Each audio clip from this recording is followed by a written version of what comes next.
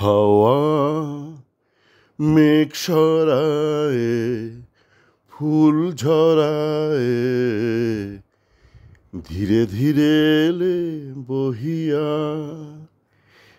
স্বচ্ছ হাওয়া, ঢপের হাওয়া। একটা ছোট্ট একটা প্রতিবেদন, একটা ছোট্ট আলোচনা। হাওয়া মেঘ সরায়, ফুল ঝরায়। গতকালের ম্যাচের শেষে আমি একটা ম্যাচ সংক্রান্ত একটা অডিও প্রকাশ করেছি। আজ সকালে ঘুম থেকে উঠে মনে হলো একটুখানি বাড়তি কথা বলা দরকার। আপনারা গতকালে আমার অডিওতে কলকাতার স্বচ্ছ হাওয়া সম্পর্কে শুনেছেন। মানে এত ঝকঝকে হাওয়া বা পরিবেশ আমি দেখিনি। তার সাথেও মাঠে নোংরা হাওয়া।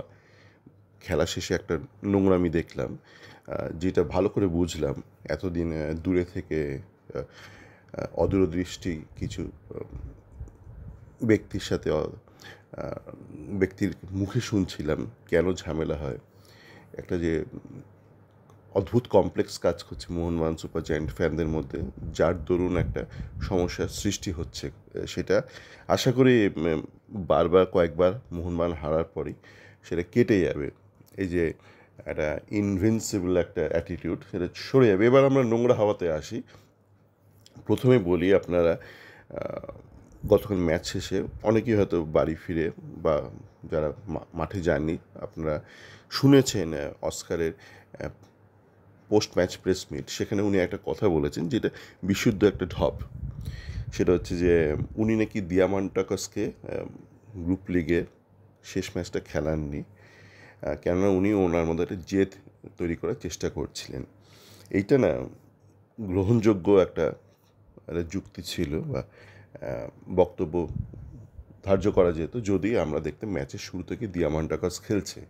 কিন্তু দিয়ামান্টাকাস কিন্তু স্টার্টিং ইলেভেনে ছিল না এবং হামিদ শুরু করেছিল। এবং আমরা আদৌ জানি না দিয়ামান্টাকাস কালকে কখন নামতো। হয়তো শেষের দিকে নামানো হতো অবস্থা বেগতিক দেখলে। সেক্ষেত্রে এটাকে না ঠিক বলা যায় না যে আপনি সচেতনভাবে দিয়ামান্টাকাসকে নামাননি গ্রুপ লিগের শেষ ম্যাচে, কেন ওর মধ্যে জেদ সৃষ্টি করার চেষ্টা করছিলেন। তো জেদটা তৈরি হয়ে তারপর কোথায় যেত সেটা, সে তো মানে নাইটফল হতো না, না ওর জেদটা। তো আর একটা যেটা ঢপ, সেটা বলে শেষ করবো। বাকি ম্যাচ নিয়ে অল্প বিস্তর আলোচনা করেইছি আগের অডিওতে। সেটা আপনারা গতকাল এটা নিশ্চয়ই দেখেছেন যে অল ইন্ডিয়া ফুটবল ফেডারেশনের উপর বেজায় চটে গেছে আইএসএলের সমস্ত ক্লাব। তারা কেননা আজকে নাকি সোমবার অল ইন্ডিয়া ফুটবল ফেডারেশন কথা দিয়া বন্ধু ফিরা নাইলা, এ কেমন কথা, মানে ফেডারেশন নাকি কথা দিয়েছিল যে আজকে সুপ্রিম কোর্টের কাছে গিয়ে বলবে, একটু অভাব অভিযোগ জানাবে যে এই ক্লাবরা উঠে যেতে বসেছে, আপনি কিছু একটা করুন। কিন্তু তারা জানিয়ে দিয়েছে যে তাদের পক্ষে কিছু করা সম্ভব নয়। এটা নিয়ে অনেকে এখন দেখলাম গালমন্দ করছেন অল ইন্ডিয়া ফুটবল ফেডারেশনকে। অনেকে বলছেন যে এদের উপর আর বিশ্বাস করা যায় না, কেননা এরা ইচ্ছা করে বিলম্বিত করছে পুরো প্রসেসটাকে, যাতে এরা ক্ষমতায় থাকতে পারে। যেহেতু নতুন কনস্টিটিউশন এলে এদের ক্ষমতা চলে যাবে। এই উপলব্ধিটা আপনাদের একটু দেরিতে হয়েছে, কিন্তু এই উপলব্ধিটা মনে হয় না এই মুহূর্তে কার্যকর। কেননা এই মুহূর্তে মানে অল ইন্ডিয়া ফুটবল ফেডারেশন এই বিলম্বের জন্য খালি গালমন্দই খাচ্ছে। তা সত্ত্বেও ওরা যে পিছিয়ে যাচ্ছে কিঞ্চিত অভাব অভিযোগ জানানোর পথ থেকেও, তার কারণ হচ্ছে আপনারা দেখেছেন যে বিহারের ওই ভোটার লিস্ট সংক্রান্ত একটা রায় বেরিয়েছে। মানে যারা ভোটার লিস্ট থেকে নাম সরিয়ে দিয়েছে ব্যক্তিদের, তাদের বিরুদ্ধে, এবং বেশ কড়া একটা ব্যাপার। আমি ওইটা নিয়ে বিস্তারে আলোচনা করছি না, কারণ এটা ঠিক রাজনৈতিক মঞ্চ নয়।